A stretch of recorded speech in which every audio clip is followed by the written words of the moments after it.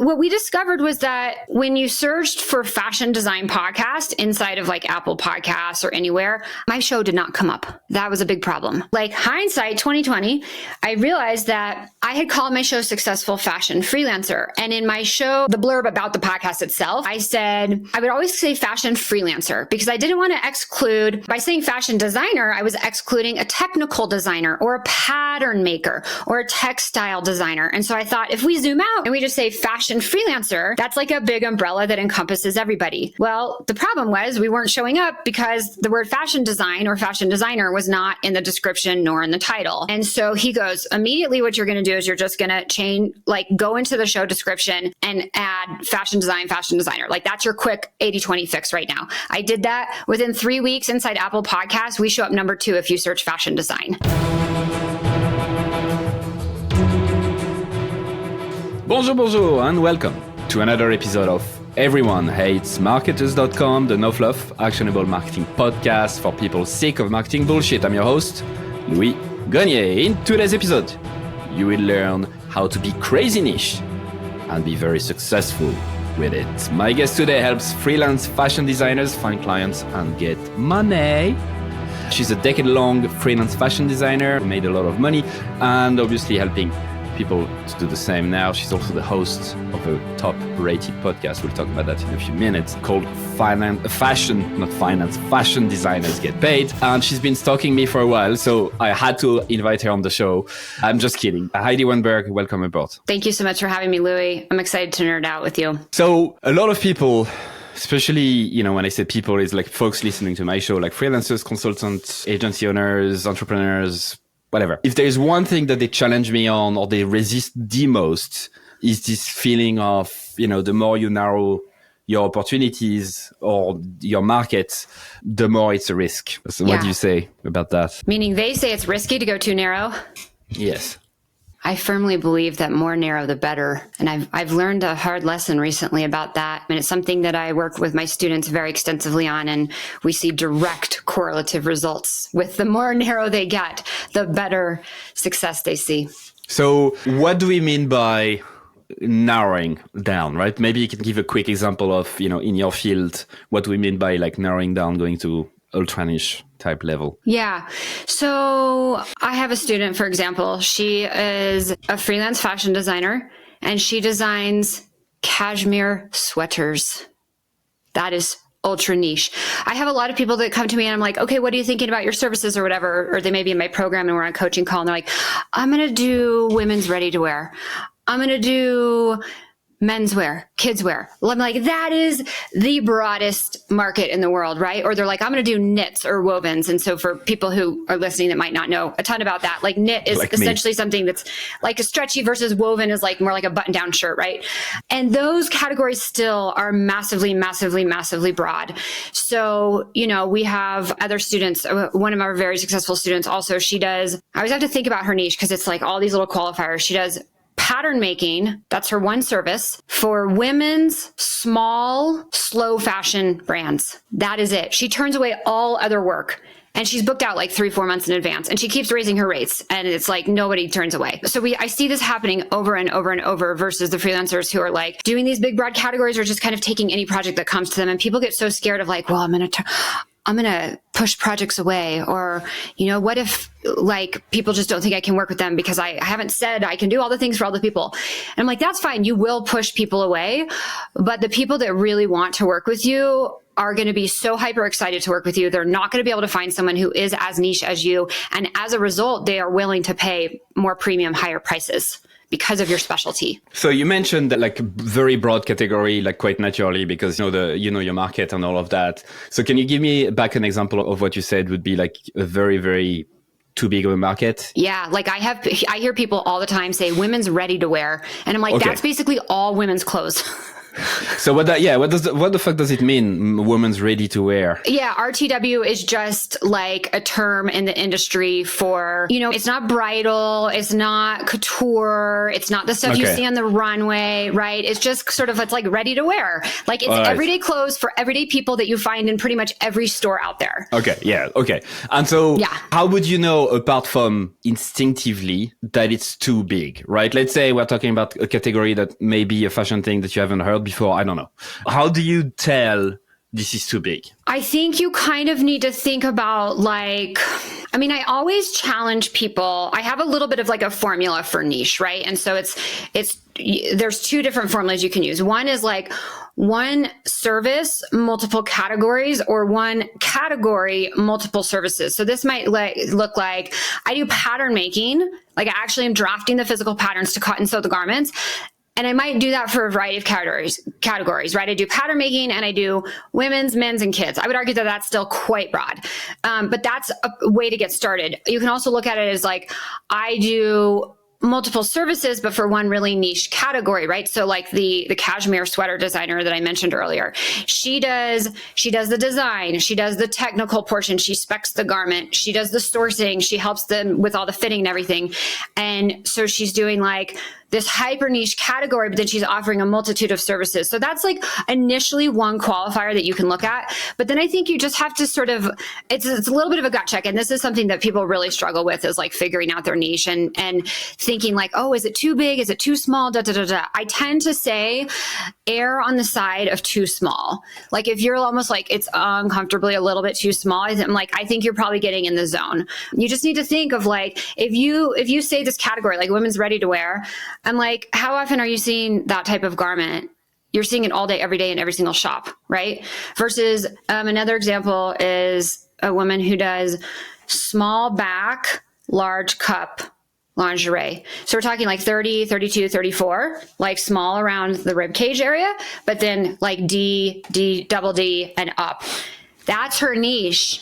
And I'm like, you're not seeing that everywhere all the time in every single store, right? But the person that wants that and needs that is like, yes, you are my person. There's a lot of nuances to like making sure that fits right and all that sort of thing. So just kind of using your gut a little bit of like, how often are you seeing this product out there?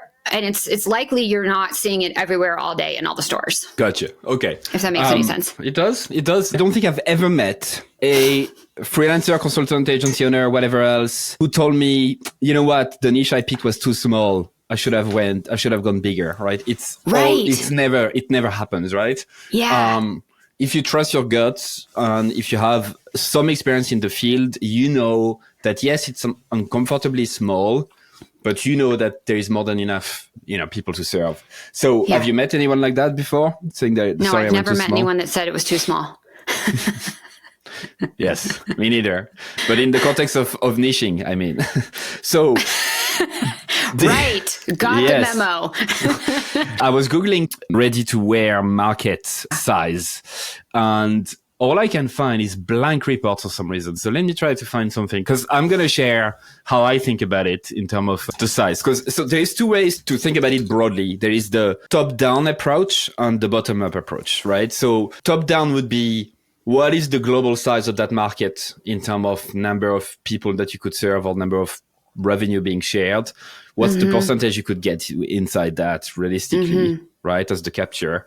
And then therefore how much you can make based on your target, right? Based on what you think you could be making. Now, for the type of people you're serving, we're talking about freelancers. So we're talking about solopreneurs. And, they realistically don't need that much money per year relative to the market. So when you think about it this way, and that data, like that, if I would never send someone on a goose chase like that. Be like, go figure out the market share. Like that would very much overwhelm them. That would just be something that like, it's going to be hard to find. If I'm like, okay, go try to figure out the market share for small back, large cup lingerie. That's difficult. It would be a goose chase, right? So like, but I use it to do the opposite, which is like, see how big it is and see how impossible of a task it is, right? Gotcha. So for example, the market size in 2021 of custom made clothes, just for the sake of the argument, is 51 billion per year, right? Yeah. So that's big. it's just way too fucking, it's way too fucking big. And you're talking about like Ralph Lauren and whatever. So that's the top down approach. And then the other one that is actually easier is the bottom up, which is you start with what you know and the audience that you have. And you start, if you have an email list, let's say 10,000 people, if you sell to 1% of them every year, how much, do you need to sell to get somewhere near where you want to be, or your LinkedIn following or whatever else, Yeah. And that, I would argue you could look at it that way for my audience. I think they also might, like, a lot of them don't have email lists. They might be a little bit on LinkedIn, but they're not necessarily building presences in the way that like you and I and some of the people I think in our circles of like this online marketing sphere are. Some of them ultimately do grow to that, but most of them are, they're these small solopreneurs. They don't need or have a big following. And it's more of like just finding this unique niche customer based off of, what their experience is, what do they really love, and how can they niche that down. I talk a lot about like putting qualifiers on it, right? I'm like, okay, you want to do women's ready to wear. Okay, right. That's huge market. So what kind of qualifiers can we put on that? Can we say petite, maybe inclusive sizing, maybe also sustainable, maybe also low, like small batch production, right? And then we can start to like look at like, okay, now we can narrow this down. And so, I think there's all sorts of ways to take, okay, if you're really interested in women's ready to wear, how can we actually make that work, right? And we can just put these little qualifiers on it based off of your experience and based off of what you're really interested in, passionate and excited about. Some people are like really into inclusive sizing. Some people are very passionate about sustainability, et cetera. And so making sure that they're really excited about it and based on their experience in the industry, how can we make something like this work? So let's imagine I'm one of your clients. So I make shoes. Okay. I make shoes. I'm going to stop here because I know roughly where I want to go, but I want to see. So let's say, okay, I make shoes for like everyone, custom made shoes. And that's it. I want to stand out more. I want to make more money. What do you tell me? What kind of shoes? Are these like running shoes, tennis shoes, high heels? Like what kind of shoes? Boots, winter shoes? They are shoes that are like, look like everyday shoes, like sneakers and stuff like that. But they are for people who want to increase their height a bit, to have this extra padding. Okay. Yeah. So you're a designer for, I guess, I don't know what exactly it's called, but there's like lifts, right? I think shoes with lifts or something. Go out and find brands that are targeting petite people, right? Okay. Go out and find footwear brands that maybe are already doing this, but they want someone specialized in, like a freelancer who's specialized in this service. Go out and find brands that are, maybe some type of like specialty shoe. This could be a stretch, but like seeing like, is this a market that they want to break into? It's a really unique example you gave me, and I'll parlay that into, we have another knitwear designer, sweater knits, not specifically cashmere, but just sweater knits.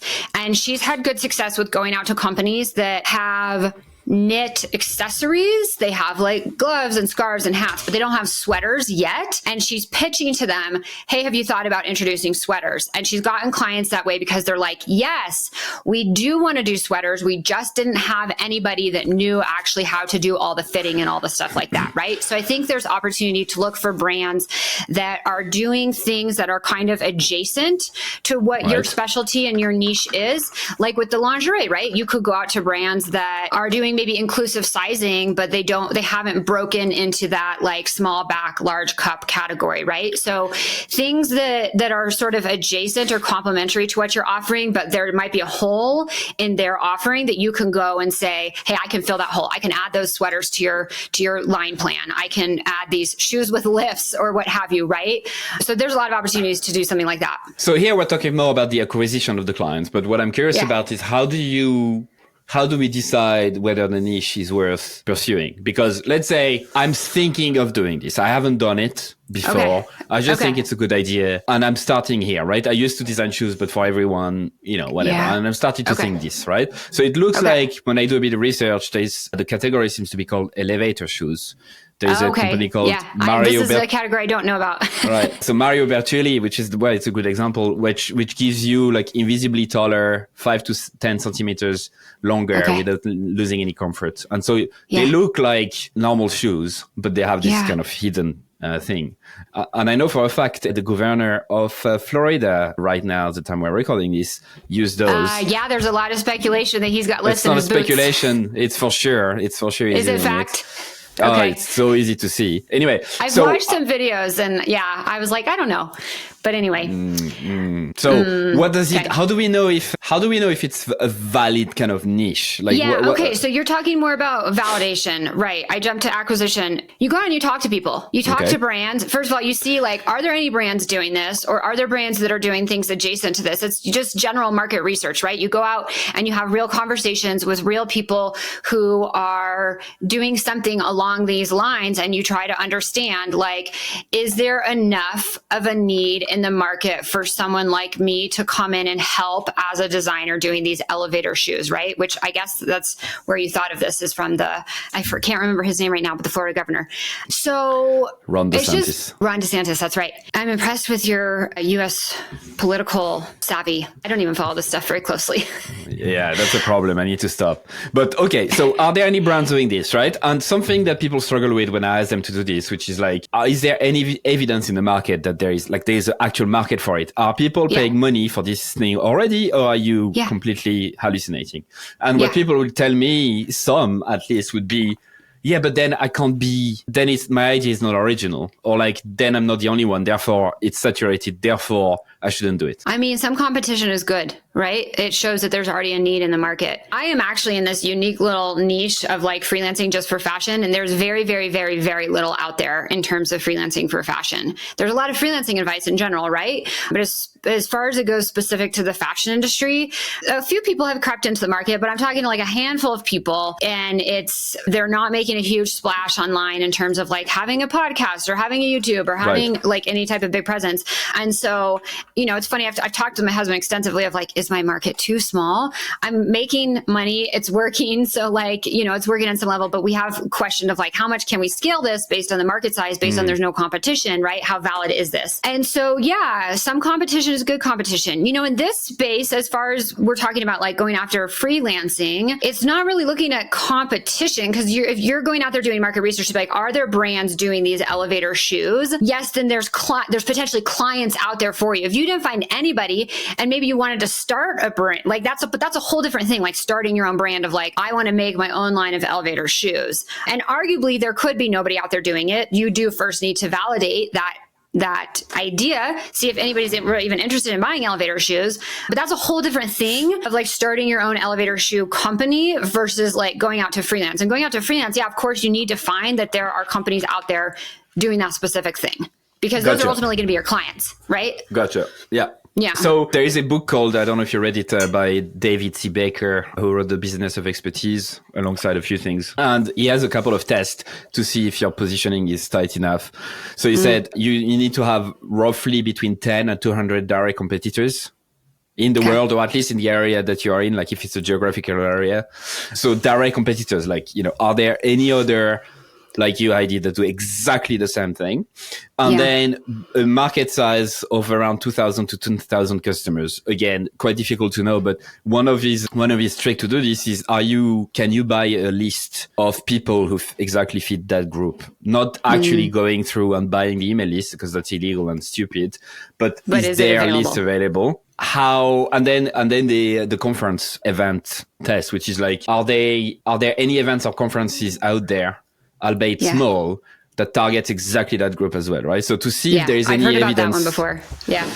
Any evidence of any of this. So just to recap what you said, because there's a few interesting stuff you said already, which is like, you tend to look at it in two ways: one service, multiple categories, or multiple services on one category. So like you slice it and dice it this way. Yeah. And then you would use qualifiers. So you would use qualifiers for both the service and for the categories, right? So you'd go, let's say to go out of the fashion world, we'll talk about, marketing advice. That's the service, which is extremely broad for butchers. The qualifier would be like, instead of marketing advice, it would be go-to-market plans. I mean, although butchers wouldn't say that, but like, is it you just drill deeper into the specific category or service? Is that it? Yeah, you can. I think there's I think you do reach a breaking point, right? Especially when it comes to the service component for the fashion industry. So like, big bucket, I'm going to say there's like, you got design, you've got technical as far as services go, and then you've got like production, like actually getting the garment made. Gotcha. And then within each of those, you can break down into like arguably 3 different services each. So I'll give one example, which would be tech packs. That would be in the technical component. And tech pack for a garment is basically like, you need a blueprint to build a house. You need a tech pack to create a garment. Okay. Gotcha. So that's the parallel. So and we have students that exclusively do tech packs. That's all they do. They don't design, they don't source the factories and manage production. They just create the tech pack. They're essentially like an architect, right? Although architects do design. So they just do tech packs. It would be really hard to put a qualifier on that tech pack service. I'm trying to think what something, Why? Why would it be very hard? I can't even think of one. I can't even think of like what it would be. So then you can look at the category, right? So the category would be like, for example, when our student says tech packs for sort of active lifestyle stuff. So she does a little bit of swim. She does a little bit of like yoga, lounge, athleisure wear, like that. She doesn't also do like handbags and shoes and all the things, right? So her categories they're complementary, but they're a little bit broader. And so she could put a qualifier in that, like maybe she's doing just sustainable or inclusive sizing or small batch manufacturing or something. But I literally can't even think of a qualifier that you could put on a tech pack. It's this sort of cut and dry document that you need to create. You know what I'm saying? Yeah. So there's a point where you can't zoom in further. Correct. I believe so. Yeah. So then when you're done on that side, then you can apply the category, like, so flat pack only for, right? I don't fucking know. Only for small batch active and loungewear. Like gotcha. They maybe are so passionate about like the overproduction in the fashion industry, all the things that are getting created and not sold and getting marked down and all the waste and all that stuff, that they're so passionate about that. They only want to work with brands that are doing small batch production of like, 50 or 100 pieces or something. So there's a lot more room for qualifiers on the category side than there are on like the service side. Gotcha. Okay. Yeah. That's interesting to hear from your specific industry, because I think that'll help people to kind of try to apply it to their own. I think what I kind of extract from what you're saying is that either like both the service or services or categories that you're going after need to be something that people understand already. It's already something that is in demand, that is understood in some way, shape, or form. If not, then this is when it becomes so. Yeah. I want to kind of switch gear to something else, which is your podcast on the way you've changed things around. It's still talking about niche, but now it's for your own podcast and what you've learned. So yeah, before the name of the podcast, which is now Fashion Designers Get Paid, what was the name of it, the title of it? It was called Successful Fashion Freelancer. Okay. And you have this podcast for the last, 6 years now? 6 years, yeah. Before Successful Fashion Freelancer, it was called Successful Fashion Designer. Okay, so you've so changed. I can tell you the full circle. We changed it 3 times. So why did you change it from Successful Fashion Designer to Successful Fashion Freelancer in the first place? Okay, let me see if I can make this succinct. So my business used to be structured a little bit differently, and I used to have multiple courses on technical skills in the fashion industry, like how to create a tech pack and how to use Adobe Illustrator for fashion. And we had 6 courses at our peak of offerings. And the podcast was a little bit more broad. I interviewed people that worked in fashion as employees. I interviewed people that had their own fashion brands. And I also interviewed freelancers. And it was just sort of about working in fashion in general.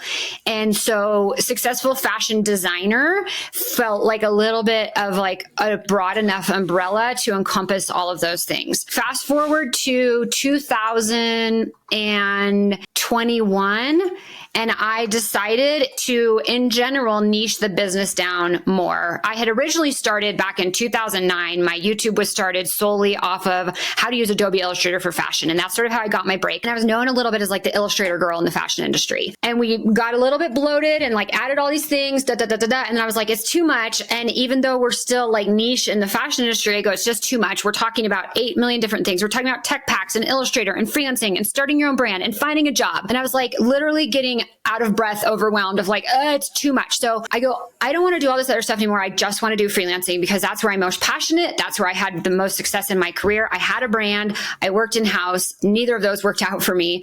And freelancing was where I found my success. That's where I am the most excited. That's where I think I can offer the most value.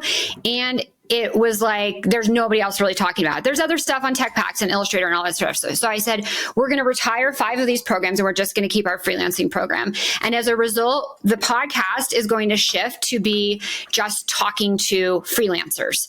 And so I said, the simplest switch, and it just made so much logical sense in my head, was to say successful fashion freelancer. We just changed one word, right? And I was like, that makes a lot of sense. That encompasses everybody.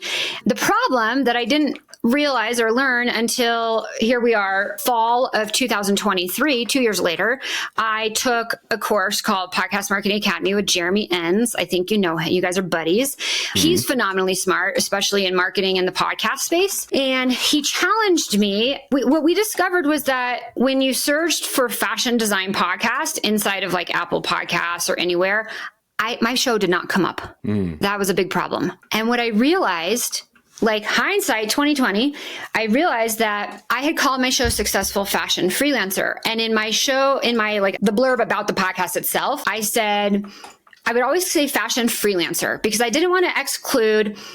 By saying fashion designer, I was excluding a technical designer or a pattern maker or a textile designer. And so I thought if we zoom out and we just say fashion freelancer, that's like a big umbrella that encompasses everybody.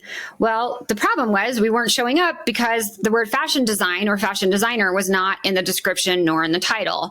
And so he goes, immediately what you're going to do is you're just going to go into the show description and add fashion design, fashion designer. Like that's your quick 80-20 fix right now. I did that within 3 weeks inside Apple Podcasts. We show up number 2 if you search fashion design. Brain explodes. And then we ultimately did wind up changing the show name. And that was less around to get the word fashion designer into the show name, but more about, we did extensive sort of brainstorming on like meeting my customer where they're at. And I can go into detail on that if you care to, but it was calling the show Successful Fashion Freelancer was not meeting them where they were at. I did a little bit of market research and some click tests on Facebook ads, and we found that winning name. So let's stop here because there's a lot of, no, it's great. A lot to unpack. So to go back to the beginning, you said you started on YouTube with Illustrator for fashion, right? Like Adobe Illustrator for fashion, and you started to become known this way. And then it became too much. Can you describe for folks who might not have experienced this feeling of this is too much, what it kind of feels like and when you knew, your gut feeling that knew we need to fucking remove 80% of what we're doing? Yeah, I would say there was 2 things that happened. First, we had 6 courses and you got to sell your courses and we were launching them. So in order to launch each of them like twice a year, we were literally launching every single month. And I was like fucking exhausted of like launch. And I felt that there was no space and all of our launches are via 98% of our revenue and everything comes from the email list, right? So we're launching. And I felt that we were just on this launch hamster wheel, which was burning me out. I also was like, this can't feel great for the people on the email list, right? And so it felt like there was not even room on the email list to like have some conversations and just talk and like nurture and just be casual. It was just always this strategic, like, okay, well now we have to build up and we have to build up the runway and the anticipation towards the launch. So that was thing number 1. And then thing number 2 was I lost a lot of passion for some of those topics. I have grown in such a way in like the marketing and the business sense of things over the last 5-10 years. And I was like, this is the content that I'm most passionate about. And I'm kind of done talking about Illustrator. I'm kind of done talking about tech packs. Like these topics, I used to be able to nerd out on Illustrator and get really excited about it. And I was like, I'm not excited about it anymore. I stopped freelancing in 2019. I was running the businesses in parallel for a couple years. And I, at some point, like reached the breaking point, like time and financially wise, where I was like, I don't have to do this freelancing thing and I'm just sort of done. Right.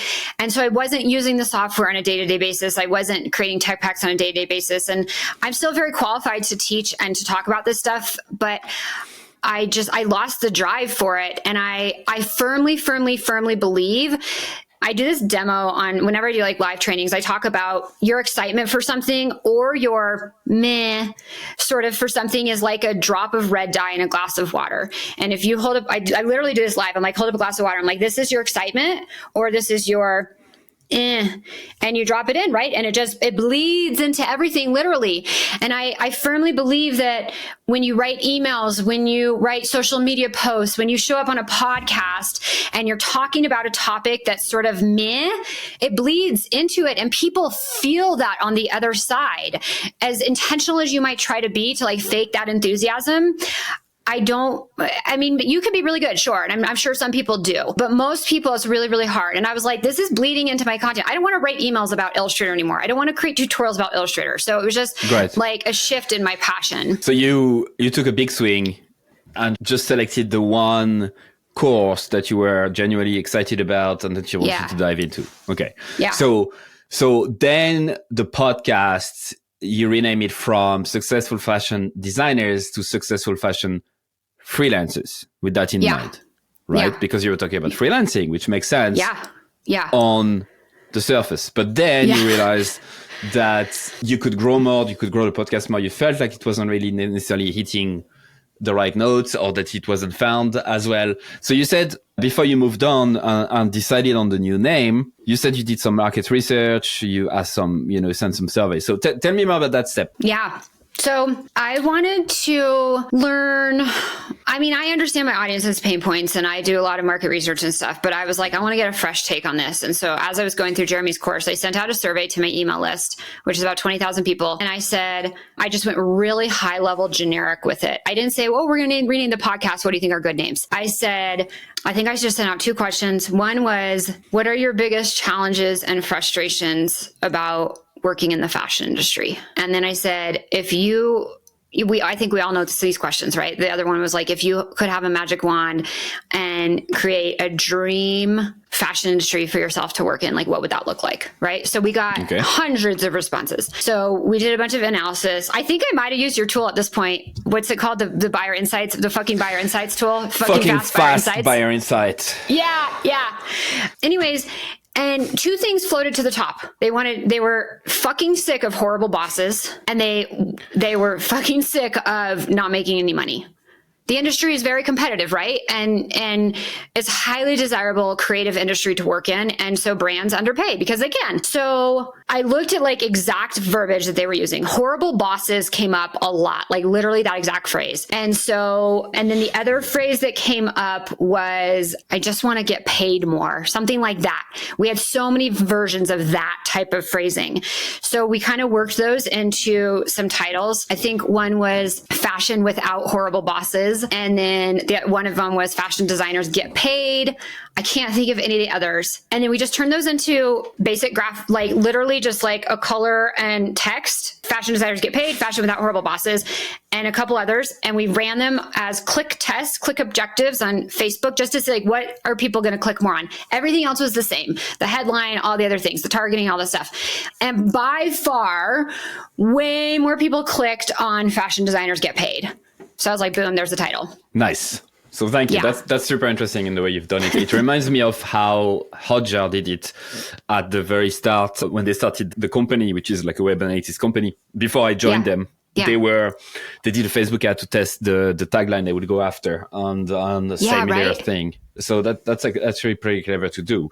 Now, what I want to zoom in on is something that I really love. You said that a few minutes ago. You said you need to meet people where they are. Yeah. So you've realized, let me try to like analyze what you said and tell me if I'm saying anything stupid. So you realized that basically when you were, the name of the show used to be about freelancers, that most people were actually not freelancers just yet, right? That's the first thing. So when you're sick of an horrible boss, apart from, if you're sick of yourself, which very much happens, but that means you're employed. You're not freelancing, right? Yeah. So that's the first thing. The second one that is even more interesting, because I was listening to your podcast about this episode where you're sharing the shift, is how people perceive the word freelancer or the thing about freelancing, the fashion industry, to be you work with a company, but you're not fully employed. And so you're like double fucked, to summarize. I call it temp job. A lot of people call it permalance. It's basically like, and jobs are advertised this way in the fashion industry. And so when you say freelancing, and people will say, I'm a freelancer. I'm like, but are you? And they're like, yeah, I just got a gig working for Ralph Lauren for 3 months, and it's on site 40 hours a week. Like, you look and act like an employee, but you're not getting all the benefits of being employee. And yes, you're like doubly fucked, and the brand is reaping massive benefits. I am extremely passionate about this topic. It's very advantageous to the brand, right? They're not paying unemployment taxes on you. They're not paying your taxes at all. They're not paying your health insurance or paid vacation or da. And yet you're required to look and act and show up like an employee. Some people like this arrangement. So I don't mean to like totally poo-poo it, but I think it's actually very, very destructive for our industry. And I know it exists in other industries as well. And so calling the show Successful Fashion Freelancer is first like a misperception in what exactly is a freelancer and what exactly are we talking about on the show. And then also like, that's not really meeting them where they're at. They're not a successful fashion freelancer. And so I'm like more like painting this dream versus meeting them where they're at with either Fashion Without Horrible Bosses or Fashion Designers Get Paid. Like, those are two pain points that they are currently feeling. The ideal person is ICP, is working in a job, burnt the fuck out, sick of their bosses, feeling like they're not getting paid enough, right? And so these other titles or show names that we played around with were much more meeting them where they were at versus this successful fashion freelancer dream I was painting over here that they didn't even maybe quite understand what the dream I was actually painting. And I talked about that a lot in the show, of course, about how like I don't talk about permalancing, I talk about true remote freelancing. But right, the first hurdle in the podcast is getting someone to actually click through the show to look at the list of episodes. So like I was likely maybe losing people on that first like very, very, very top of funnel. Yeah. But that reminds me of a bigger problem, which is really this idea of like every single word you use for your positioning or any marketing material that is kind of important, like your title, podcast title or whatever, matters. Because the picture that people have in their head of it, is something you need to play with, and you can't like try to change people's mind. You have to play with what people have in mind. So I found that very interesting that in the fashion industry, the word freelancing doesn't have the same meaning or context than like in the marketing industry, where we understand what freelancing typically means. Totally. That reminds me of a completely different example with someone I work with who was specializing in the menopause, helping women going through menopause, basically, just to summarize it. What she found was that women facing problems that are linked to menopause were not calling it menopause. So they didn't know it was menopause first. So they wouldn't search for it. They wouldn't seek advice on menopause. They had like, the signs of menopause, but they didn't know that was it. So that's the first thing. Totally. And the second thing was the stigma. So meaning that if they knew it was menopause, they never thought of themselves as like an old lady with menopause. And so that kind of the word was, so by just shifting the category and the way she was talking about it, it really helped her to have her offers land way, way more. Yeah. While the thing behind it were the same, Totally. As a woman who went through early onset menopause at the ripe age of 30, Jesus. That cascaded into a whole other thing in terms of creating a family. That's a whole nother story. That's okay. We got there. We have a child. But yeah, like I was having like excessive hot flashes, like waking up in the middle of the night, like sweating, and went to a couple doctors, got no diagnosis. Ultimately, long run, we figured out what it was, but I was not searching for anything along those lines. I mean, I'm not sure if I'm the exact persona for this woman you're talking about, but yeah, I get that fully. I mean, I get that firsthand. Yeah, but exactly. So it's so important to try to not reinvent the wheel and to invent new words and feeling like you're so smart, you're like God and you can change the entire market and the way they think, right? You need to meet there where they are, right? Like you've done with changing the title. So in terms of the result that you got, like if you talk about tangible result from that change, and maybe we can talk about a couple more changes that you've done. Like, were you able to measure anything beyond the position, the search positions? So here's where things get a little tricky, and I feel like we don't totally have any tangible results to share yet, is I took 6 months off the podcast, actually about 7 for the first time in 5 years, from about February this year to, I don't know, August, September, something like that. And so we were not publishing for 6 months. And then that was during the time that I went through Jeremy's course and we came up with the show name change, et cetera. And so we just relaunched with the show name change. Let's see, it's middle November right now. When was it? I'd have to look on the calendar, but like maybe 3 months ago. And while we have not seen a direct correlative uptick in terms of downloads, I mean, you and I both know that the podcast game is a real long, slow game. And so I don't feel confident that it's been enough time to see those measurable results. And we can check back in on that in like a year. Yeah, no, I get it. Or maybe yeah. 6 months even. But you know what I'm saying, right? Oh, I do. Podcasting is a fucking piece of shit. It's a tough game. I wish I knew that before starting, but I did the same. I stopped the podcast for a while, like longer than you, before having my first child, and then during paternity leave and stuff, I needed a break from it to kind of find back the passion for it. I've made this change recently, actually, when we talk about SEO for podcasting. I've actually added to the title. It used to simply be Everyone Hates Marketers, but now it's Everyone Hates Marketer, a vertical bar, no BS marketing podcast. And, I didn't notice that. Okay. Yeah, it's just for SEO. And actually that helped. The reason why I mentioned this is because that small change, actually, that led to an increase in visibility, in particular on Spotify, where now I think I'm number 1. If you search just marketing, it's the first one that comes up. So have you seen a tangible increase in downloads? Like you kind of saw immediately with that? No. But I do. I have a tool that I use called voxelize.com. Okay. And it's basically SEO for podcasts to see like where you rank. And I can see an increase. Like I'm currently, for example, you can look UK, Apple Podcasts, top 1% of podcasts for the current week, 2,413 in terms of ranking. But that's the biggest, that's for every podcast. But you can see whether you increased or not, and what type of keywords are you showing for. So it's helpful that way. But as you said, it's a long game. It is a fucking bitch. I know. I was like, oh, wow, we're now showing up to... Actually, I'm curious, if you search in Spotify or Apple for fashion or fashion design, where do I land? But I was like, boom, that alone is going to be like a massive dent or a massive bump. And I haven't directly seen it, but I know long-term that it was the right move to make. So the first, I just type fashion and I can see the business of fashion. You probably hate them. The run through with Vogue, in fashion with Glenys Trail Nash, and then dressed media, whatever. And if I do these are all big shows, but I can't compete with them. You're number 8. I mean, as soon as I put you're there. Fashion designers get paid. Boom. Yeah.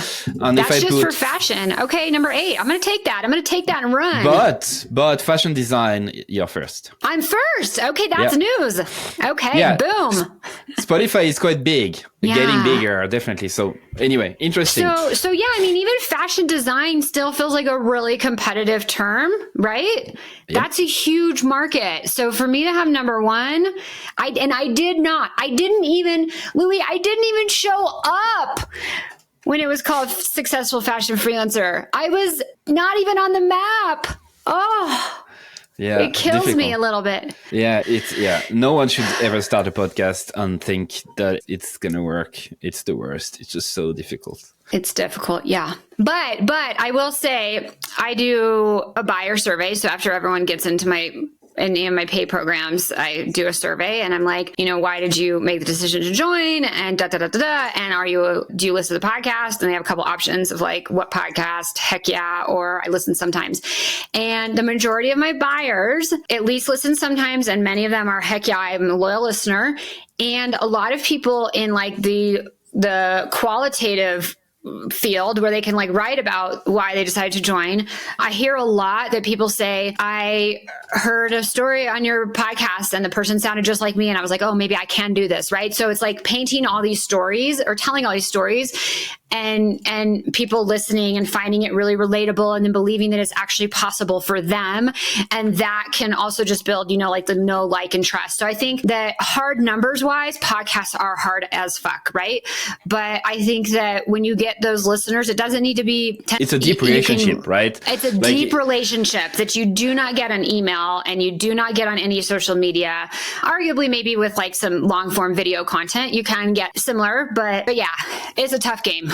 Yeah, like podcasting is a nightmare for those marketers who think you can measure everything and everything must be measurable. And if it's not measurable, it shouldn't be done. It shouldn't be done, right? Like we're both examples of in that world, this is impossible to achieve. You can't have a podcast and run a successful business on the back of it if you're measuring everything and trying to make it fucking work. Anyway, okay, shit, we're already at the end of the time here. So clearly we could talk about that for ages.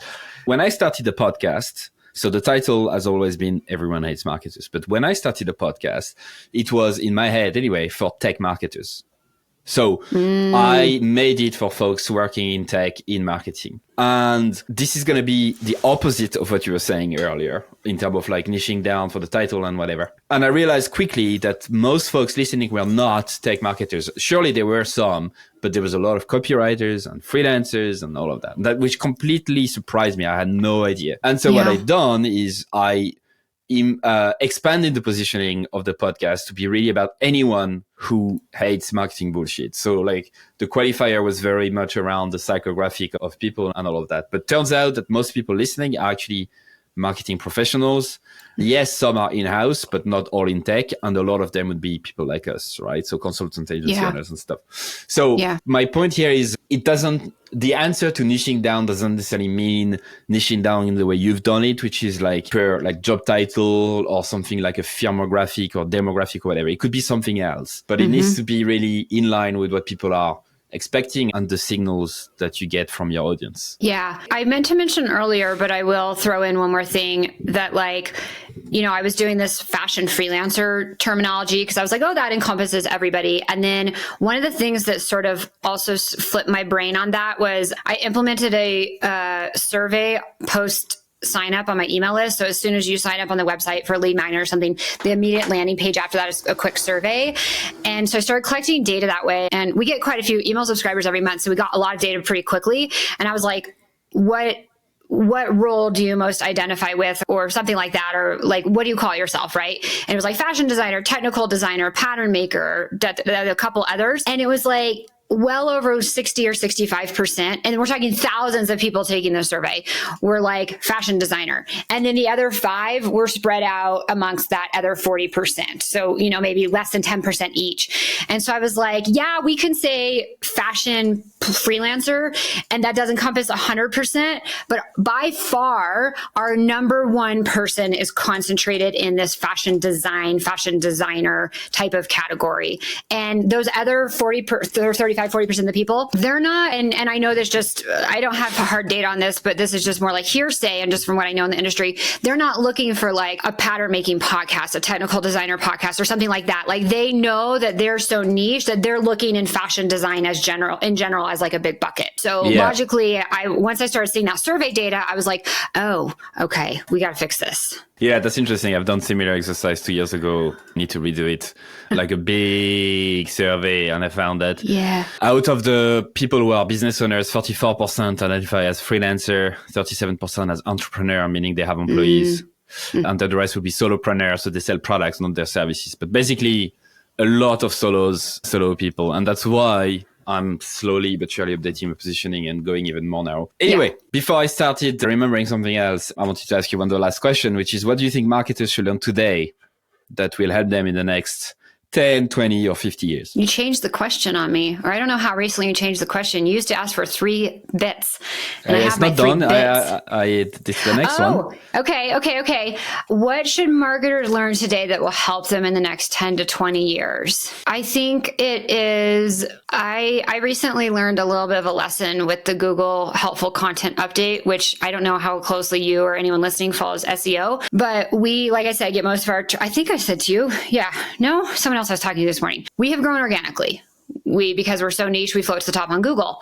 And I got a little overly aggressive with some of the AI tools and started pumping out some content. You know where this is going. Yes, and everyone knows. It was good enough. But then Google has implemented what they've called this helpful content update recently. And I'm getting to the point of my piece of advice here. I promise this is coming full circle. And you're getting penalized unless if your content is not exceptionally helpful and from firsthand experience, or maybe you have surveyed your list from some type of experience. It's not just like all the affiliate sites are getting dinged massively. Like, oh, here's why you should use ConvertKit, and here's why you should use ActiveCampaign. And like the people writing this have not actually used those softwares. Like all that type of stuff is getting dinged massively. Anything needs to be written from a point of genuine expertise and genuine experience, or you've curated and gathered the experience from surveys or doing interviews or talking to people or something, right? But genuinely helpful content. I hired a writer and we're using some AI tools, and she does work in the fashion industry. She has experience. She's not just a writer that's fluffing up this AI content. But we did get dinged because we were pumping out all this content, and I had to take a step back, and I was like I saw a drop in Google Analytics, and I saw a drop in email subscribers, and I was like, whoa, gosh. And I took a step back and I looked at all this content, and I was like, it's fine. It's not exceptional. So we're doing this massive content audit. I won't even tell you about the headache that it is causing to untangle all of this. But that would lead me to the answer to your question, which is, at the end of the day, I think you have to do some serious accurate self-assessment and evaluation of are you leading with genuine, helpful stuff that is really user first? Not right. And that could be, it doesn't have to be SEO, right? It could be your podcast or your social media posts or your emails or something, right? Are you engaging in a way that is ultimately, genuinely, in an exceptional way going to help the person on the other side? And I think that is it's a core human moral ethical thing, right? But we can very easily lose sight of it, right? We get this AI tool and now we can create all this content, and I slipped.